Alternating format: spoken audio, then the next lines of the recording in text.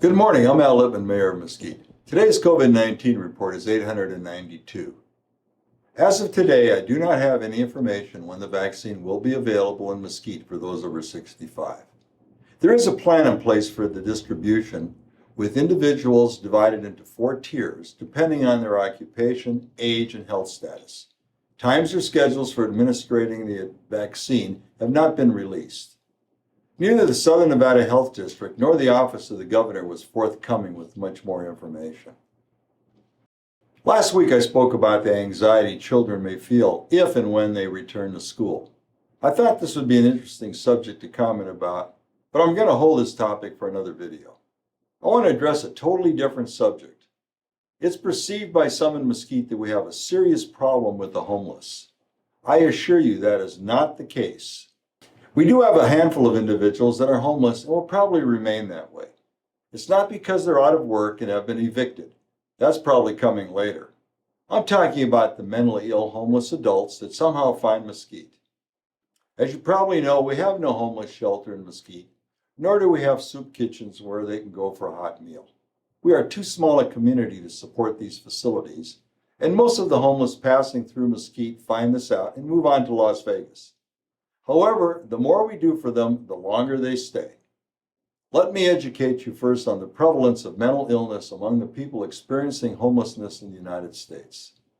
According to HUD, in their last study done 5 years ago, 25% of the more than 600,000 homeless on any given night were seriously mentally ill, compared to 4.2% of adults with a serious mental illness. The majority of those homeless with a mental illness suffered from schizophrenia, bipolar disorder, substance abuse disorder, and severe depression. Most professionals in the field of mental illness agree it is a complicated two-way relationship. An individual's mental illness may lead to cognitive and behavioral problems that make it nearly impossible to work or carry out daily activities that would encourage a stable housing situation. I understand the mentally ill very well. I never met one mentally ill person that asked to be sick in this way.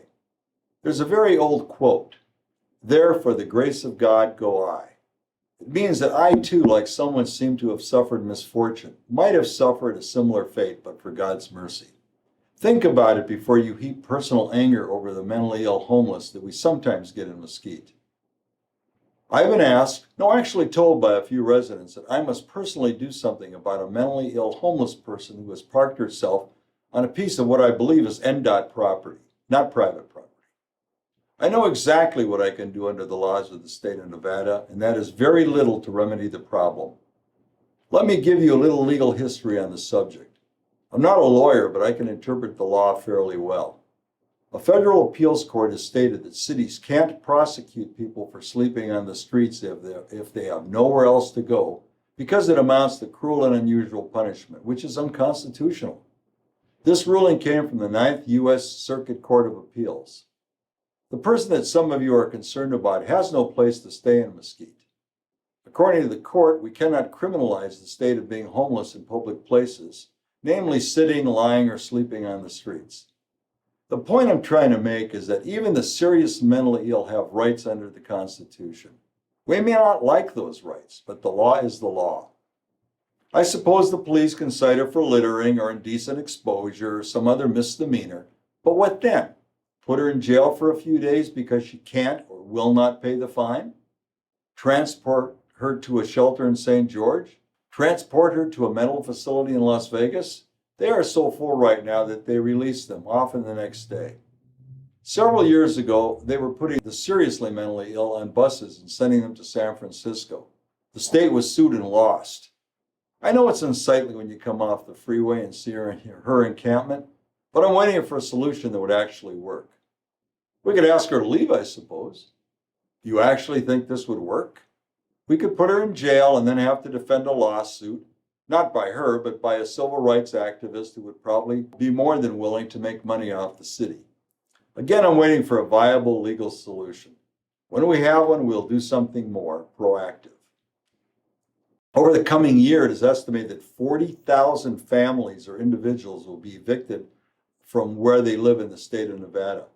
It's going to be worse than ever when it comes to being homeless. Studies do show that homelessness can be a traumatic event that influences a person's symptoms of mental illness. Having ever been homeless and the time spent homeless can be related to higher levels of psychiatric distress, higher levels of alcohol use, and lower levels of perceived recovery in people with previous mental illness. Nevada is ranking at the bottom in providing assistance to the mentally ill. I understand that the few programs we do have are on the chopping block in the coming year, along with education. So when I'm asked for the solution to a problem of the homeless in Mesquite, and especially the seriously mental ill homelessness, I don't have a solution, at least right now. I've been in close contact with our police about the situation of the homeless in Mesquite, and again, particularly the person camped out by the freeway. I'll finish today by reading what I have received from the police. If the issue of few mentally ill homeless people is the most serious issue we have, we're in good shape.